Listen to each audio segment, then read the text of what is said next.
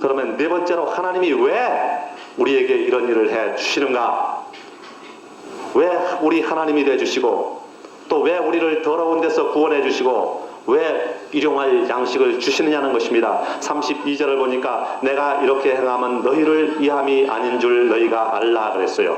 이스라엘 백성을 위해서가 아니라 하나님의 영광을 드러내기 위해서 그런다는 것입니다. 이방 민족들이 그들을 보고 하나님을 믿는 백성은 다르구나 라고 생각하게 하기 위해서가 아니라는 것입니다. 오히려 이방 민족들이 하나님의 백성의 그 형통함을 보고 하나님은 정말 살아계신 하나님이시구나, 나도 믿어야지, 이렇게 생각하게 하기 위해서 그랬다는 거예요. 초점이 다른 것입니다. 이방 민족을 돌이키기 위한 수단으로서 하나님의 영광을 나타내기 위해서 그런다는 것입니다. 에스겔서 36장 34절부터 35절을 보니까요, 전에는 지나가는 자의 눈에 황무하게 보이던 그 황무한 땅이 장차 기경이 될지라. 사람이 이르기를 이 땅이 황무하더니 이제는 에덴 동산같이 되었고 황량하고 적막하고 무너진 성읍들의 성벽과 거민이 있다 하리니, 그렇게 말씀했잖아요.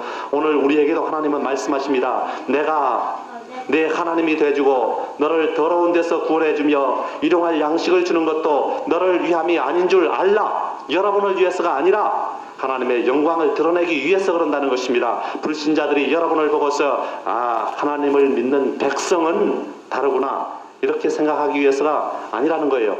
오히려 불신자들이 하나님 여러분의 형통한 것을 보고 하나님은 정말 살아계신 분이시구나, 나도 믿어야지, 이렇게 생각하게 하기 위해서 그렇게 하시겠다는 것입니다. 이 불신자들을 돌이키기 위한 수단으로 하나님의 영광을 나타내기 위해서 그런다는 것입니다. 그러므로 우리가 구원받았다고 우쭐해하거나 자만심에 사로잡히면 되겠습니까? 그러면 우리는 이제 어떻게 해야 되느냐? 하나님이 이처럼 우리에게 대해 주셨는데 우리는 어떻게 해야 되느냐? 우리는 기도해야만 되는 것입니다. 이 36절 후반부부터 37절을 보니까 나 여호와가 말하였으니 이루리라. 나 주 여호와가 말하노라. 그래도 이스라엘 족속이 이와 같이 자기들에게 이루어 주기를 내게 구하여야 할지라, 그렇게 말씀을 하고 계십니다. 하나님이 우리에게 약속을 해주셨어요. 응답을 해주셨습니다. 너는 나의 종이다. 내가 너를 종으로 택하여 세웠다. 이 땅에 나의 교회를 세워라 말씀을 하셨습니다. 내가 너의 교회를 부흥케 하리라, 성장시켜주리라, 번성케 하리라 약속을 하셨습니다. 너는 나의 백성이다. 구원받아 천국에 들어갈 것이다 약속을 해주셨어요. 또 내가 허락하였으니 내 가정이, 내 교회가, 내 사업이 잘되고 부흥하고 성장하며 번창하리라 응답을 해주셨습니다. 이렇게 약속해 주셨을지라도 그래도 그것이 이루어지도록, 그리고 이루어질 때까지 기도하라는 것입니다. 열왕기상 18장 1절을 보면 하나님이 이 엘리야에게 내가 비를 지면에 내리리라 그렇게 약속을 했습니다. 18장 1절에 그렇게 약속을 했어요. 그런데 그 약속을 받고서도 열왕기상 18장 42절을 보면은 비가 올 것이라는 약속을 받고 나서도, 응답 받고 나서도 엘리야가 갈멜산 꼭대기로 올라가서 땅에 꿇어 엎드려 그 얼굴을 무릎 사이에 넣고 기도했다고 기록되어 있습니다. 약속을 받고서도 기도하는 것, 이것은 믿음이 없는 것이라고 오해하면 안 됩니다. 왜냐하면 약속을 받은 후에도 기도해야 된다고 하나님께서 말씀하고 계시기 때문입니다. 그러므로 우리는 교회를 위해서, 가정을 위해서, 자녀를 위해서, 사업을 위해서 기도해야 되는 것입니다. 쉬지 말고 기도해야 돼요. 잠자면서도 기도해야 됩니다. 잠재 의식 속에서도 기도해야 되는 것입니다. 이런 것들이 불가능할 것 같죠? 가능합니다. 의식 속에서도 무의식 속에서도 기도하시기 바랍니다. 영으로 기도하고 마음으로 기도하고 육신의 입술을 열어서 기도하시기 바랍니다. 하루를 기도로 시작하고 기도로 마치시기 바랍니다. 기도하는 자에게는 두려움이 없습니다. 기도하는 자에게는 귀신도 악령도 사탄도 접근할 수가 없는 것입니다. 기도하는 자야말로 악의 세력과 싸울 검의 날을 갈고 있는 이 깨어있는 십자가 군병인 것입니다. 매일 기도하여 여러분의 믿음을 하나님께 보여드리고 날마다 응답받는 여러분이 되시기를 주님의 이름으로 축원합니다. 어떤 사람들은 말하기를 이 기도는 핵심을 찔러서 딱 한마디로 해라 그럽니다. 장시간 할 필요 없다. 중언부언하는 기도는 하나님이 듣지 않으신다 그렇게 말을 합니다. 그런데 이론적으로는 맞는 말 같아 보입니다. 그러나 실제로 기도 생활을 해보면 그렇지 않은 것을 알 수 있습니다. 무식하다고 할지 모르지만 오히려 기도는 이 성령을 호흡하는 것이라고 생각하는 편이 더 좋습니다. 호흡을 많이 할수록 산소를 많이 받아서 이 깨끗한 피가 온몸을 잘 순환합니다. 마찬가지입니다. 이 기도를 많이 할수록 성령을 많이 마셔서 그만큼 영이 건강해지고 많이 자라는 것입니다. 여러분, 숨을 한 2분 동안만 참아보십시오. 산소가 공급되지 않으므로 금방 얼굴이 누렇게 변합니다.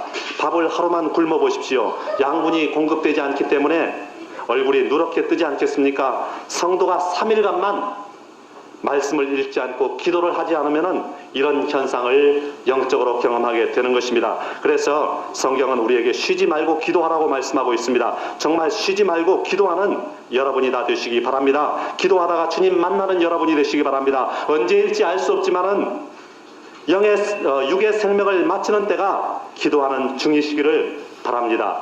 그러면 또 여러분, 어떤 기도가 좋은 기도일까요? 자녀를 한 사람도 두지 않은 한 왕이 있었답니다. 그런데 그분이 이제 연세가 많아져서 그 후임 왕을 선출을 해야 될 때가 됐어요. 선택을 할 때가 됐습니다. 그래서 자기가 마음에 드는 신하 3명을 불러서 테스트를 하게 됐습니다. 불러놓고 이렇게 말했습니다. 이 나라는 성경의 가르침에 따라 기도하는 사람이 다스려야 한다. 성경은 우리에게 쉬지 말고 기도하라고 가르치고 있다. 오늘부터 일주일간 시간을 줄 터이니까 이 말씀을 묵상하고 그 결과를 보고해라. 그렇게 말했답니다. 그러자 첫 번째 신하는 일주일 동안 깊은 산속에 들어가서 기도를 했습니다. 그리고 두 번째 신하는 교회들을 순회하면서 기도회, 부흥회에 참석을 해서 기도를 했습니다. 그리고 길을 걸으면서도 기도를 했습니다.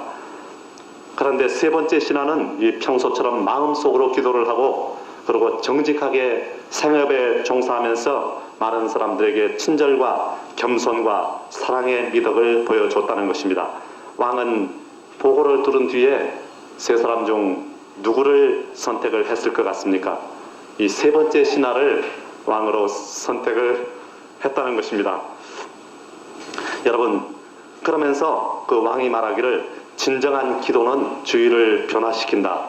정직하고 충실한 삶이 좋은 기도이다. 그런 말을 했다고 그럽니다.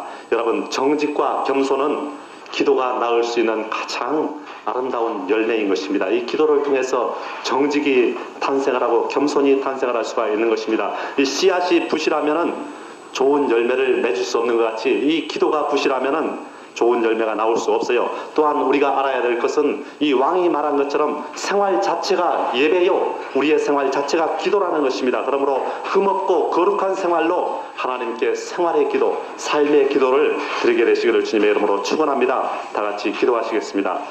하나님 아버지, 우리 주님의 은혜와 사랑을 감사합니다.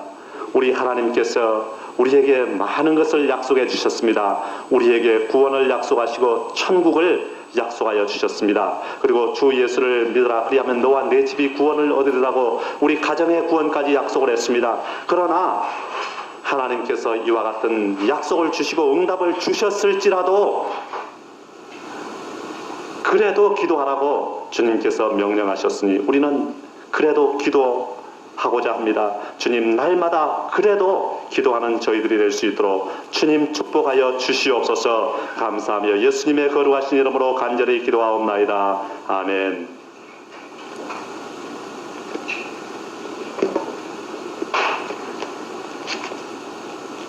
다 같이 찬송가 348장을 드리면서 헌물을 주님께 드리시겠습니다.